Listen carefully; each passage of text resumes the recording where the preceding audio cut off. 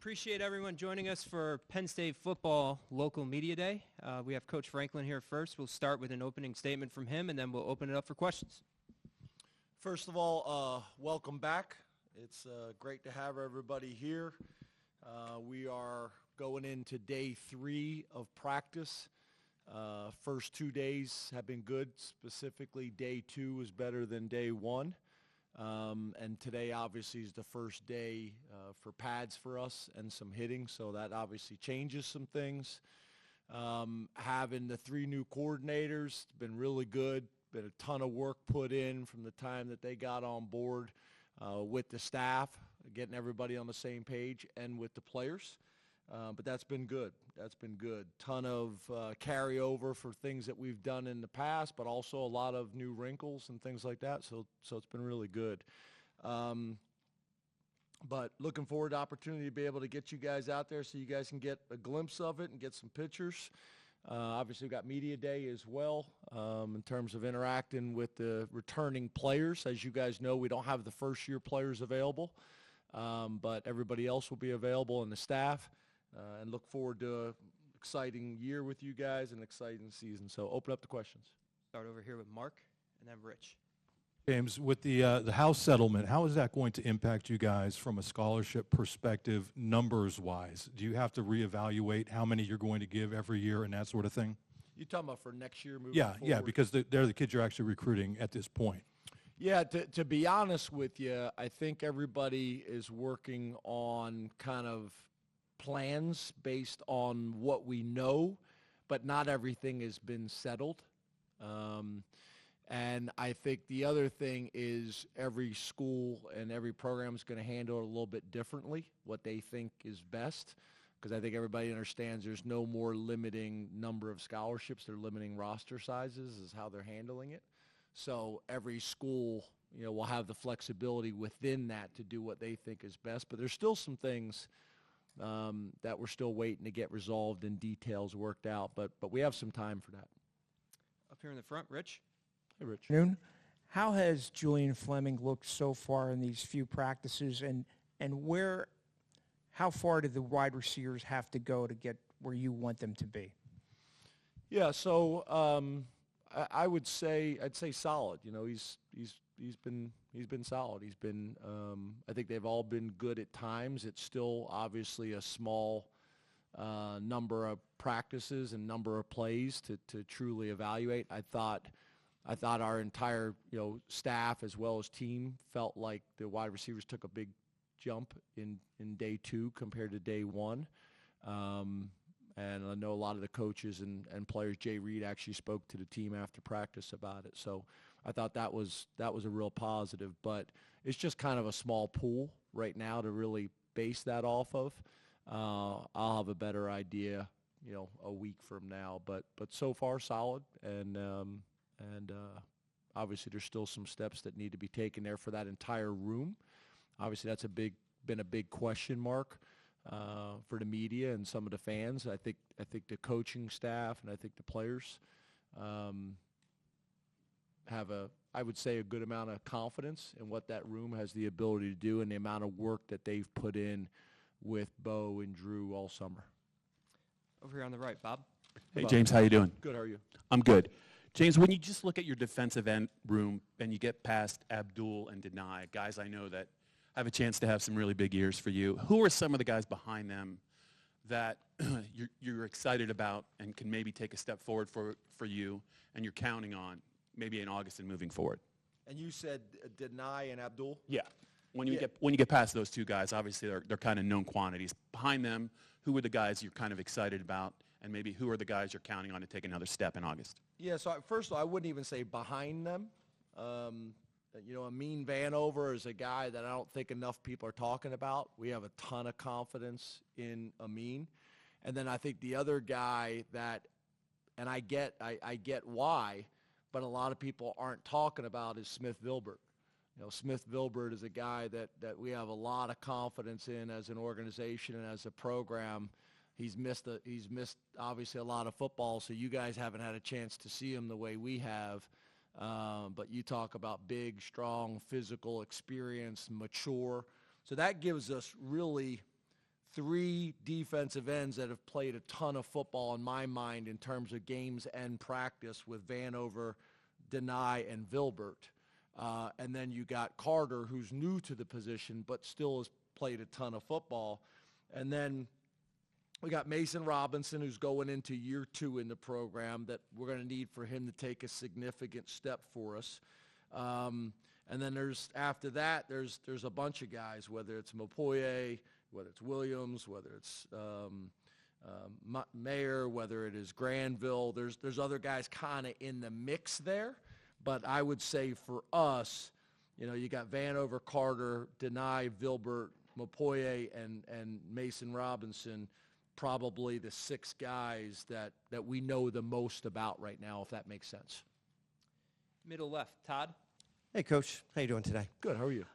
Good. Generally speaking, do you see more progress in the guys from spring practice to camp physically or mentally? And the ones that kind of jump off the page maybe mentally, does it show itself in command of the playbook or the way that they communicate with their teammates or just the way they carry themselves confidence-wise? Or are there any guys that kind of fit that mold so far that you've seen? Just to be clear, compared to what? No, just compared, just what they looked like, an individual from the spring to now. Whether the physically you can kind of see them, the differences, but mentally, how do you see guys progressing? Do you generally see more physical or mental progress? And mentally, I got you. How do you see it? Yeah, I think it's probably both. Maybe not the answer that you want, but probably both. I mean, you see changes. A guy that right away to me when we went out on the field on the first day was Tamir. Tamir looked different. He really looked good. You noticed that right away. I think everybody kind of had noticed Rojas already. Obviously, the numbers that have been reported, and just looking at him, he obviously looks different as well. Another guy that a lot of people aren't talking about, but we're excited about, that has really kind of changed his body as well is Boyer. I want to say Boyer's put on 35, 40 pounds and is really doing some nice things.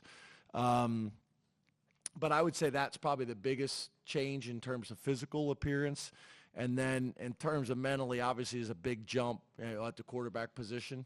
Grunk is really doing some nice things. We think he's got a very, very bright future and is really taking a step.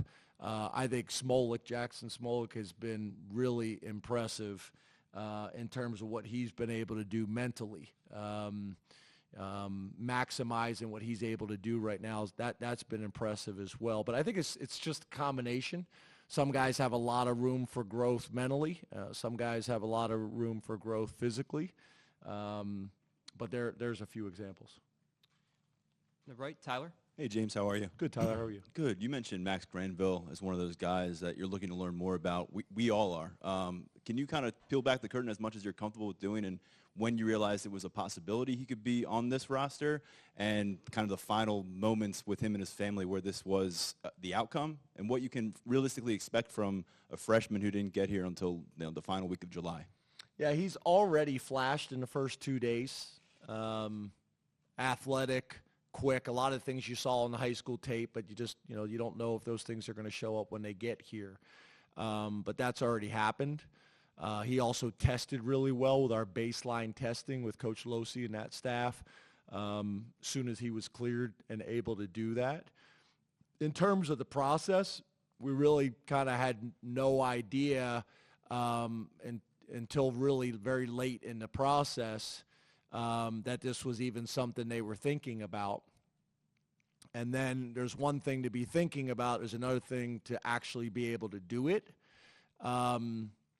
I think he was taking summer classes to be able to ensure the fact that he'd be able to come at mid-semester. And then I think once he got the classes done and realized he could qualify now and graduate now, that they brought the option up to us. And I think that also triggered to us that they're very serious about Penn State because they're having these types of conversations with us. But it was pretty late in the process. So then there was a ton of work that had to happen for him in terms of the application process and all that, for us in terms of getting all that documentation, and then also getting him here. Like, I think the same weekend his brother got married, So they had the wedding, and then we're driving here. So there was a lot of stuff that we had to get done in a short period of time. And because of the wedding, he couldn't. It's not like he could even come a couple days early, like was getting here right at the last minute. But so far, first impression, really good. But obviously there's a big difference between running around, in shorts and a t-shirt than there is in full pads. So we'll see that today. We'll have a better idea today. In the back, Allie. Hey, Coach, how are you? Hey, Allie. Jaywan and Ty talked at the end of last season about getting the ball in the hands of the best players, regardless of who that was. How does Coach K subscribe to that mentality, and how are you anticipating seeing that play out with guys like Drew and Bo, Nick and Katron, kind of that third-year class of guys? How do you think Coach K is going to handle just the number of offensive guys he has? Yeah, so, I think really you can kind of take two different points right here, talking points from a conversation standpoint. Is explosive plays, to me, goes hand in hand with getting your best players the ball. I felt like, the last couple games of the year, you saw a significant change there. So obviously with that kind of went through the interview process. That was a big part of the interview process, is production of explosive plays and the data to back it up, not just saying, in an interview, I want to be explosive, the data to back it up. But then also philosophically, how are you going to get your best players the ball? How are you going to get them touches? How are you going to get them touches early in the game? Those types of things was a big part of it. And then again, it's one thing to talk about those things in the process. It's another thing to go watch the film. It's another thing to study the data and make sure that those things are happening. Sometimes easier said than done, depending on the position the guy plays. But so far so good, and been a ton of discussions in the off season about that. And then I think, from him being able to watch us, during bowl prep, and then winter workouts, and then spring ball and all these types of things, I think he's got a pretty good idea of the guys we have, the weapons we have, the experience we have. And then I think the other thing we're going to have to do, back to the development of some of these positions, is hopefully by game 3, we feel like there's other guys that you guys are all talking about, our best players, and that we're talking about in terms of people we have to get more touches to. Over here on the right and in the front, John. James, how are you? Hey, John. How many guys do you plan on playing at corner this fall, and who is standing out right now as potential starters at that position? Yeah, Terry's the model. I mean, Terry's the model in terms of recruiting and in terms of development. You would say typically when you have a year where you essentially lost 2 corners to the NFL, that you would feel like that was a big question mark going into the season, and feel like that was an area where maybe you had some concerns. But we actually feel like that position from top to bottom could be better this year athletically. Now, don't misinterpret what I'm saying. They still got to do it on game day, and obviously when you've lost the amount of production that we've lost at that position, we understand that. But in terms of I'd say 7 guys that went through spring ball and went through summer and now are in training camp, we feel really good about those 7 guys, and specifically 6 guys, a 3 deep on either side. Right now, it's hard to really say. Cam Miller's got the most experience here at Penn State. You guys know how we feel about AC, Davian Collins, and what he's been able to do all offseason. Been a ton of conversation, maybe the most improved guy on our roster since the end of the season. Kimber's come in and really developed and changed his body in our strength and conditioning program, and has played a lot of football in a very good conference. Harris, there's just a lot of guys that we feel good about. Tracy, who, we got a ton of confidence in, and Washington, who we got a ton of confidence in, and all those guys have, for the most part, either played, whether it's played here or played at other places. So Terry just does a really good job in terms of rebuilding and retooling that position. And I don't think it's a position that as coaches, we have a ton of concerns about. Now, just to be, again, to answer your question, I just don't know. I don't have enough practices to feel like it's these guys. I think we got a group of players that we feel really good about. Now, somebody's got to separate themselves and be the guy, or we're going to be rotating a lot of high-quality players that we feel good about. Back left, Andrew. Hey, Coach. You guys are putting in, obviously, a new offense with Coach Kotulnicki. Can you walk us through what the process of installing an offense looks like, and where are you on that timeline, and are you happy where you're at on that timeline? Yeah, and I think you guys have heard me say this before. We're really not in a position in year 11 in the program to start all over. We have not done that. So I think you guys have heard me say this before. So in terms of all three coordinators were hired based on what they had done well in their careers, but also what are you able to do and how comfortable are you, honestly, comfortable keeping the same and what needs to change. I would say on offense there's probably more change than on defense and special teams, but probably not as much as you guys would think. So I think Andy's done a really good job of that. That takes a ton of confidence. That takes a ton of intelligence. And I think it also takes enough experience that you feel like you're able to do that. And again, that's so that we don't have 50 players learning a completely new system. We have, kind of a blend, combination of one coordinator and then the things that need to change. So I think we're in a good spot there. I think some of the rule changes over the last couple years that allow you to have essentially OTAs in the offseason where you're actually able to coach, that's helped. Because I think in the old days when you hired a new coordinator and you could do no coaching in football when other sports could, that those changes are more significant. It's less significant now because you get spring ball, you get summer OTAs, and we've been able to get a ton of done. So I think we're in a pretty good spot. I think most importantly, I think the players are confident with what we're doing and how we're doing it. Back right, Johnny. Hey, James. How are you? Hey, Johnny. From the end of last season till now, how would you assess the growth that Drew has kind of underwent, both on the field and then also in the Lash building, working with Andy and working with Danny? Yeah, I would really say the whole group. Drew, Bo, Grunk, Smolik. I've been as impressed with Smolik's growth and how he's handled this situation as anybody. I think the dialogue is really good. I typically sit in the quarterback meetings, and I think the dialogue and discussions are really good. I think Andy, with 19 years of experience as a play caller and really being able to float, which is really what he wanted to do coming here, to be able to float as an offensive coordinator, almost like a lot of the NFL organizations do, and then have someone like Danny. Even before the rule changes as a GA, Andy was able to get comfortable with Danny, and I think that helped as well. But the dialogue in that room has been really good. I think the players got a ton of respect for Danny as a former player that's walked in their shoes.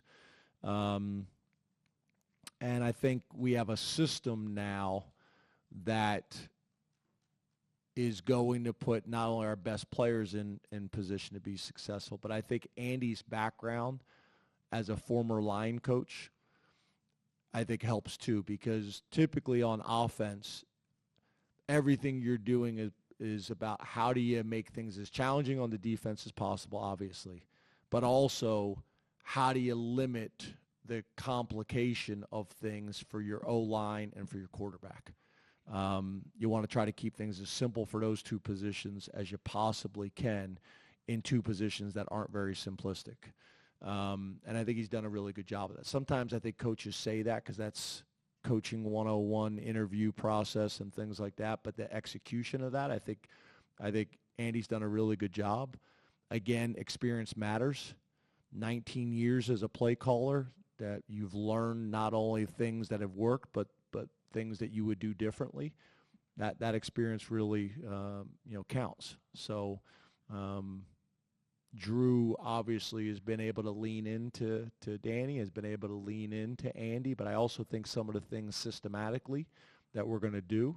And I would say even some of these things we're going to do, you guys are going to look at and say, I don't know if that's something I would imagine Drew doing, but by him doing just enough of it opens up and creates opportunities for other things in our offense and makes us difficult to defend.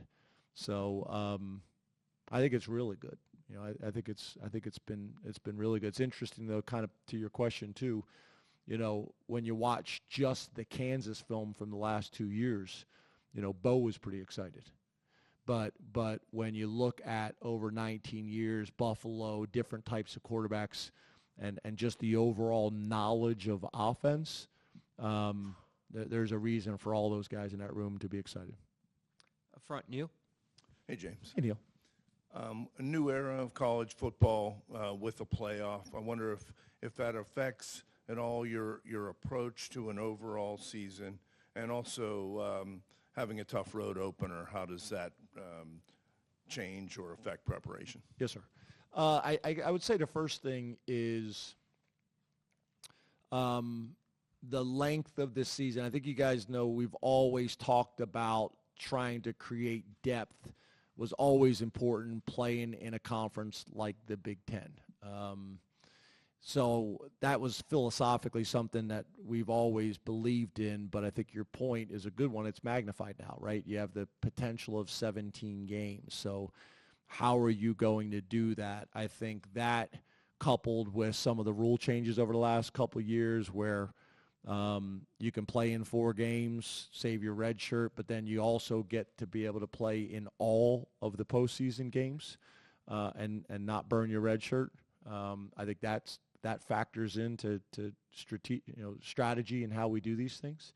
And then, just making sure we're doing a really good job of rotating and playing guys for the fourth quarter, for late in the season, and now a playoff run, all those types of things. So I guess to answer your question, it's not really dissimilar to what we've done in the past. I just think it's heightened, if that makes sense.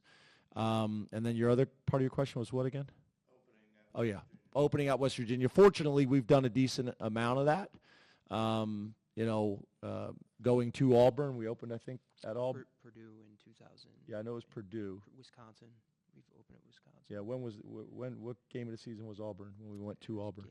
Game 3. It wasn't first game.